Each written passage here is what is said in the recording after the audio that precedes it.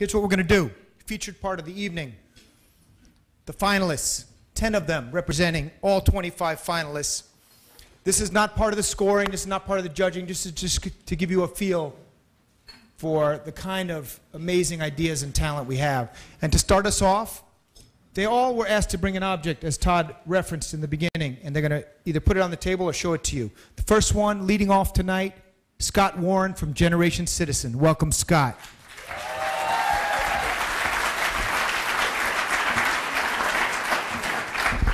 I'm Scott Warren, and I'm with Generation Citizen. Recently, a lot of people have tried to categorize this youth generation. They've called this Generation Q because we're too quiet and on the sidelines. They've called us Generation Me because we care more about the size of our cars than the size of the federal deficit. Sometimes they have a point. Studies show that more high school students know how many Jonas Brothers there are than how many branches of government there are. The answer is 3 to both, in case you're wondering. And despite the 2008 election, youth voting rates are still way down. This is a bigger problem in lower income communities. Studies show that wealthier students are twice as likely to report studying laws in class and 150% more likely to have in-school debates. This gives them a bigger voice in the political process. Sonia Reyes was a high school student in Providence in 2008. When we first entered her classroom in September, she couldn't tell us who the 2 main presidential candidates were. In December of 2008, she addressed over 200 of her peers, the governor of Rhode Island, the treasurer, and other public officials, and told them why immigrants should receive in-state tuition costs to go to college. Sonia is one of over 1,000 students in the last 2 years in Providence and Boston that has received the Generation Citizen curriculum. We train college students to go into high school classrooms and implement an action-based curriculum. High school students take action on issues they care about. They take action on gang violence because someone in their school was shot. Teen jobs because they need jobs to support their families. They take effective action, meeting with legislators, producing documentaries, writing op-eds. We're absolutely committed to promoting democracy amongst these historically underrepresented youth populations. We're committed to making sure that this generation of youth doesn't become Generation Q, doesn't become Generation Me, but rather becomes Generation Citizen.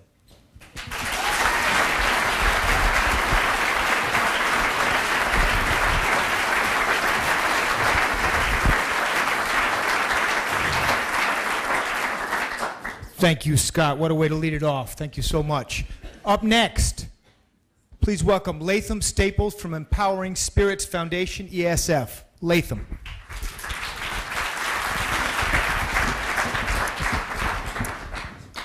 Wedding rings. I know some people in the back of the room can't see these, but wedding rings symbolize love, unity, equality.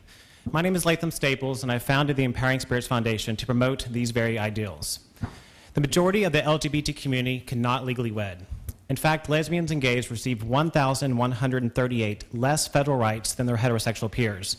Hospital visitation rights are just one of those.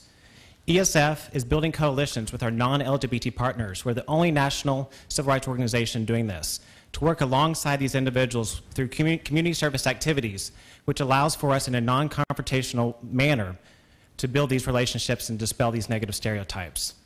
An example is 6 months ago, we held a tree planting event. An elderly lady, about 84 years old, was working alongside me, digging holes, planting trees. The lady looked at me, saw my wedding ring, and said, "Where's your wife?" I looked at her and I said, "Actually, this is my husband." She was confused. I explained that we were the 3rd couple to legally wed in California. We spent the rest of the day just doing our normal things, but 6 months later, I received a package from the same woman whose husband had passed away. In the package were these 2 wedding rings. She said, "Please accept these as a donation. I voted to take away your right to wed. With these rings, I want to help give it back." Research proves that interaction with just one gay individual increases the likeliness of non-gays to support equal rights. In just 1 year, we've held events across 36 cities, and our membership has grown to 38,000, 62% of those being non-LGBT. With additional funding, we hope to impact 150,000 individuals across 103 cities. I hope that you'll come out to our events, and I also hope that you'll help fund us in our mission to promote change for equality. Thanks.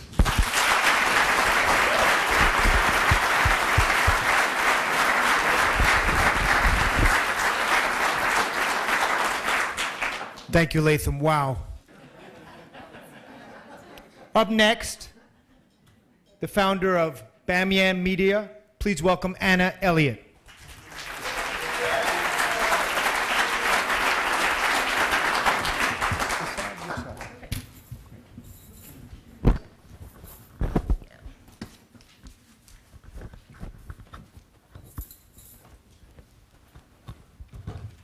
Good evening. My name is Anna Elliott. I'm the founder of Bamiyan Media. This is Mariam. She lives in Afghanistan. She's 26 years old. She has 5 children. She has lived through war her entire life. She also has a business making jams and pickles, employing hundreds of widows and refugees. Haji Atta is a former Mujahid commander who's put down his guns to start a dairy with ex-combatants. Moshkani recycles plastic using renewable energy. Sohaila wants to export organic cotton. 2 years ago, hardly anyone in Afghanistan knew about these incredible local initiatives. So we decided it was high time to give them the spotlight. I produced a reality TV series. It aired on the main TV network. It was called Dream and Achieve, and it was for Afghan social entrepreneurs. It ended up becoming the #1 series, and it's now going into its 3rd successful season, and it's watched by an estimated 7 million Afghans who are learning about microfinance, market research, how to write a business plan, and most importantly, that they are the ones who can rebuild their country.